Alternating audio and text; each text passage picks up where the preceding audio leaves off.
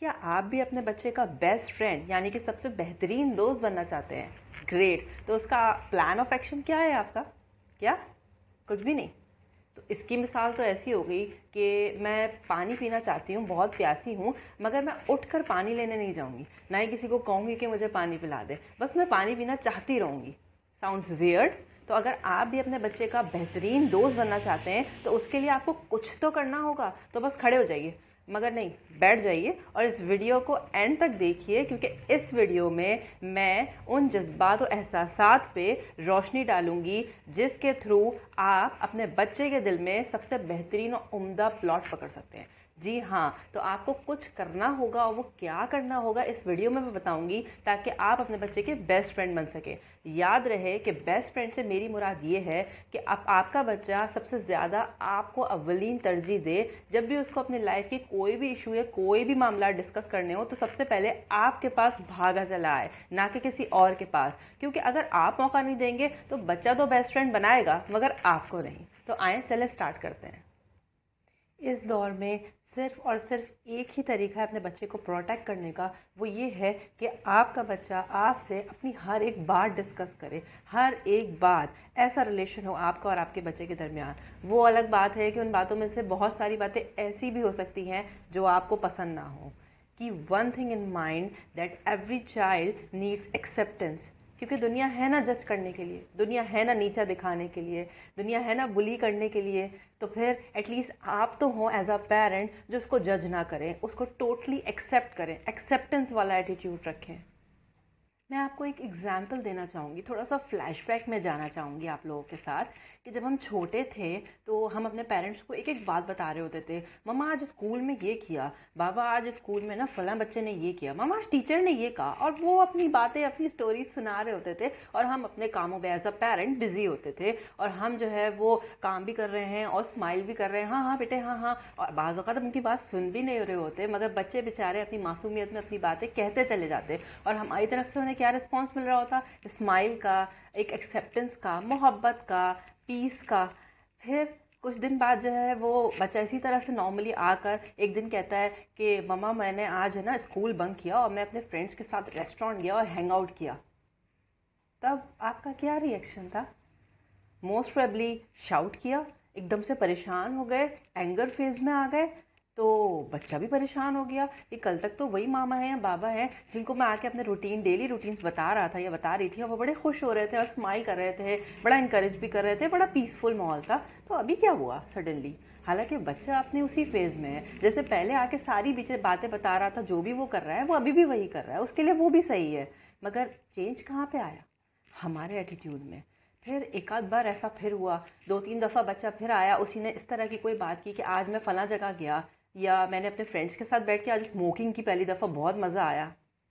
दो तीन दफ़ा ऐसा हुआ, उसको आपकी तरफ से वो वाला अट्रैक्शन, वो वाला एटीट्यूड, वो स्माइलिंग और वो इनकरेजमेंट नहीं मिला। तो क्या वो नोट नहीं कर रहा? इससे हुआ क्या? मैं ये नहीं कह रही कि बच्चे को रोकना नहीं है, मैं सिर्फ ये बता रही हूँ कि इस एटीट्यूड से, इस चेंज से जो आपके रवैये में आया है, उससे बच्चे ने क्या महसूस किया? बच्चे ने ये महसूस किया कि उसके मुंह पर ज़ोरदार दरवाज़ा बंद किया गया है कि मुझे नहीं बताओ कि तुम क्या कर रहे हो। जबकि हम क्या करना चाह रहे थे? हम उसको डांट के या गुस्से से या बाज़ औक़ात मार के ये समझाना चाह रहे हैं कि बेटा जो तुमने किया वो गलत है, इसको नहीं करना है। फिर थोड़े दिन बाद क्या हुआ?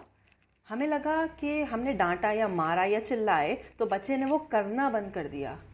हालांकि एक्चुअल में क्या हुआ है? बच्चे ने करके बताना बंद कर दिया है।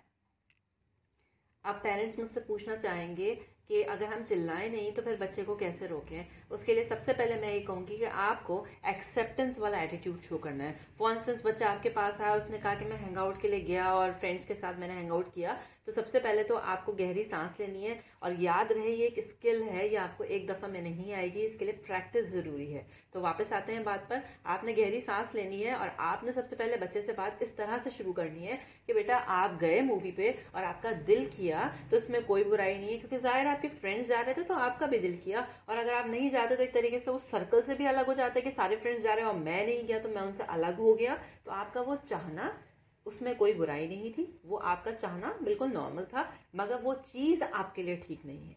अब देखिए फ़र्क है, एटीट्यूड में फ़र्क है, सोच में फ़र्क है। आपने ये शो किया कि आप उसके इस बिहेवियर को, उसके चाहने को एक्सेप्ट कर रहे हैं। दूसरा, आपने बॉसी एटीट्यूड शो नहीं किया कि तुम्हें नहीं जाना चाहिए था एंड एक्सेट्रा एक्सेट्रा, बल्कि आपने उसे एडवाइस किया कि आपको नहीं जाना चाहिए था। तो यहाँ पे आपने एक फ्रेंडशिप वाला रिलेशनशिप शो किया कि आप उसको एक्सेप्ट कर रहे हैं और एक बराबरी की सतह पे उसको मशवरा दे रहे हैं, ना कि बॉसी एटीट्यूड में और उसको जो है वो आप जो है वो एक तरीके से डिक्टेट कर रहे हैं कि तुम्हें नहीं जाना चाहिए था। तो एक जो है वो एक अच्छी सी आप लोगों के दरमियान कॉन्वर्जेशन हो सकती है।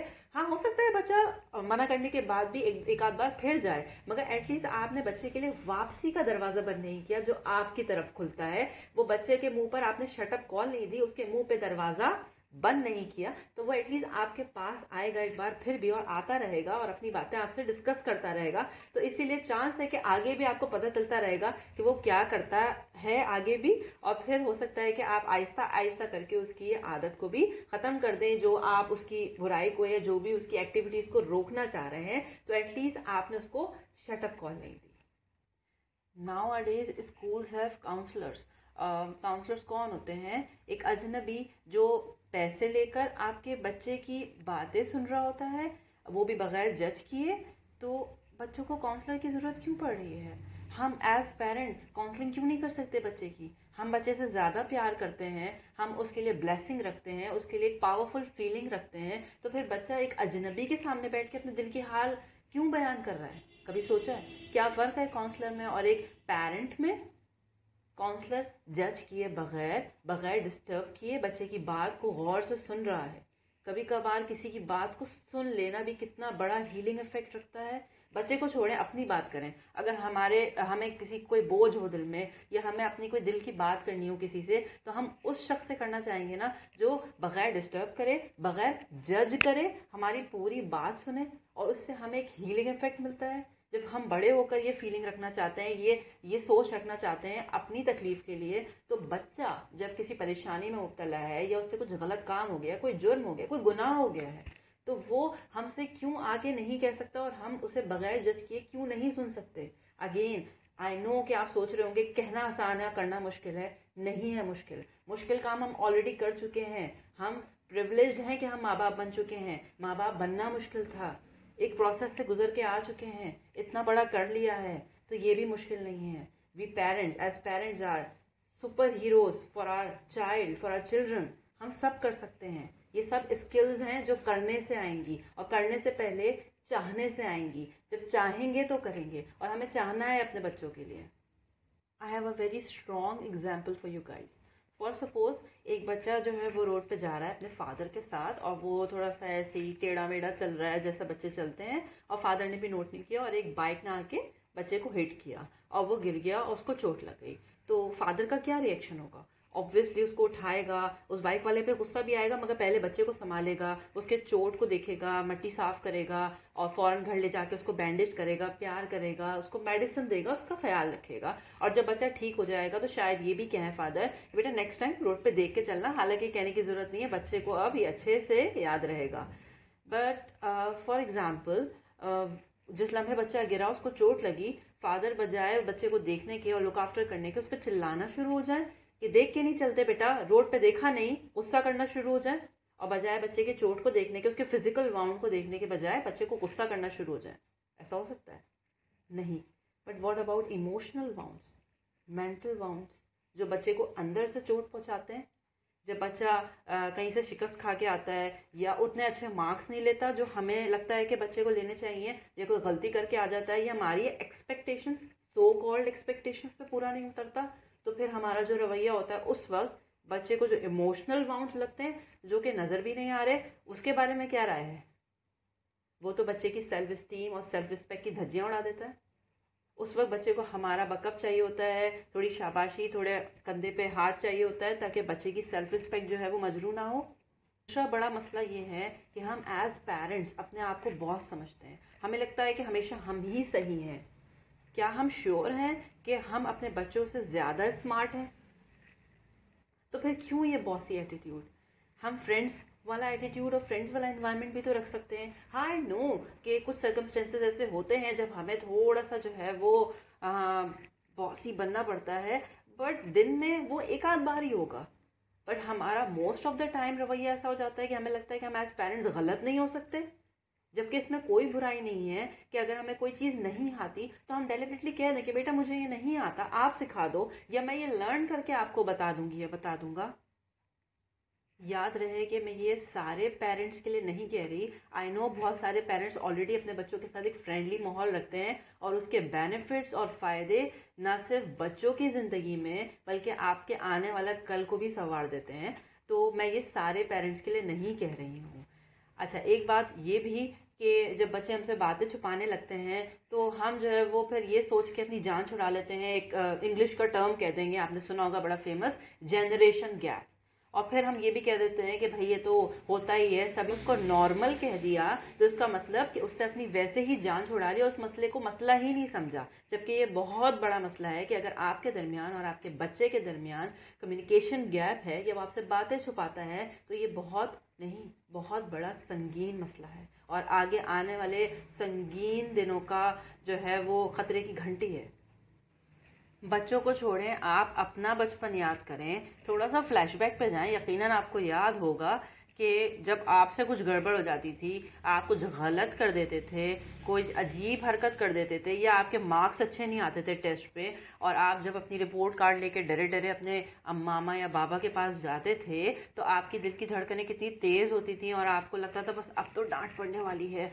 और इमेजिन करें एक मिनट के लिए, मुझे नहीं पता आपको डांट पड़ी थी या नहीं, but most of the time डांट ही पड़ती है या चपेड़ भी लग जाता है। तो इमेजिन करें कि उस लम्हे जब आप अपनी रिपोर्ट कार्ड लेते हुए डरे डरे जा रहे थे अपने मामा या बाबा के पास, और इमेजिन करें एक लम्हे को कि आपको डांट नहीं पड़ी, आपको आगे से एक्सेप्टेंस वाला एटीट्यूड मिला और आपकी मदर ने या फादर ने ये कहा कोई बात नहीं बेटा, और आपको जो है वो बकअप किया, अगले बार फिर मेहनत होगी, कोई मसला नहीं, एटलीस्ट आपकी लर्निंग तो हुई ना, आपने अपनी मिस्टेक से कुछ चीज़ें सीखी, जो भी वो आपको पॉजिटिव जेस्चर उन्होंने दिया हो। तो आप इमेजिन करें कि उस वक्त अगर वो फीलिंग, एक इनकरेजमेंट आपको उस वक्त मिली होती तो उससे आपके आने वाले दिनों में आपकी लाइफ पे कितना पॉजिटिव इम्पैक्ट आया होता। कभी सोचा है? थोड़ा सा रिवर्स जाके फिर वापस आइए और फिर कोशिश करिए कि जो अगर आपके साथ कुछ हुआ हो और आपके दिमाग में उस वक्त नेगेटिव इम्पैक्ट पड़ा हो तो एटलीस्ट अपने बच्चे पे तो जुल्म ना करें। क्या कहते हैं?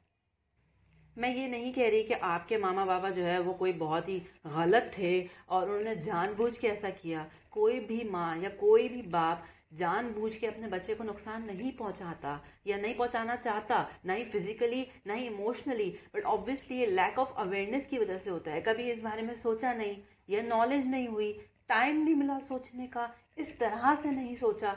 बट अगर आप लोगों को इस वीडियो के थ्रू और मुझे इस वीडियो के थ्रू आप तक ये मैसेज पहुंचाने का मौका मिल रहा है तो प्लीज़ इसको ज़ाया मत करिए। कम से कम मेरे लिए नहीं, अपने लिए नहीं, अपने बच्चों के लिए, आने वाली नस्लों के लिए। तो आई होप ये वीडियो आप लोगों को पसंद आई होगी, और मैं समझती हूँ पसंद नहीं भी आई हो तो इसकी पसंद ना पसंद से कोई ताल्लुक नहीं है। ये वीडियो बहुत इंपॉर्टेंट है और एज अ पेरेंट ये आपको ज़रूर देखनी चाहिए। अगर आप माँ या बाप नहीं हैं, आप फादर या मदर फिगर्ड हैं, आप चाचू मामू पप्पो अंकल आंटी कोई भी हैं, तो ये वीडियो आप ही के लिए है, क्योंकि इससे आप किसी बच्चे की न सिर्फ प्रेजेंट को बल्कि उसके फ्यूचर को और उसकी ओवरऑल लाइफ को बदल सकते हैं। तो इस वीडियो को लाइक ज़रूर करना है और प्लीज़ कमेंट बॉक्स में ज़रूर बताइएगा कि आपको ये वीडियो कैसी लगी और आप एज अ पेरेंट कैसे थे, ये अपना कोई एक्सपीरियंस शेयर करना चाहें। और इसके अलावा आप किसी वीडियो का सजेशन देना चाहें, कोई टॉपिक या आप इस पे वीडियो देखना चाहते हैं तो प्लीज़ बताइएगा। और चैनल को सब्सक्राइब करना मत भूलिएगा क्योंकि इससे मुझे मोटिवेशन मिलती है। अपना ख्याल रखिएगा, दुआओं में याद रखिएगा। अल्लाह हाफिज़ एंड स्टे ट्यून्ड।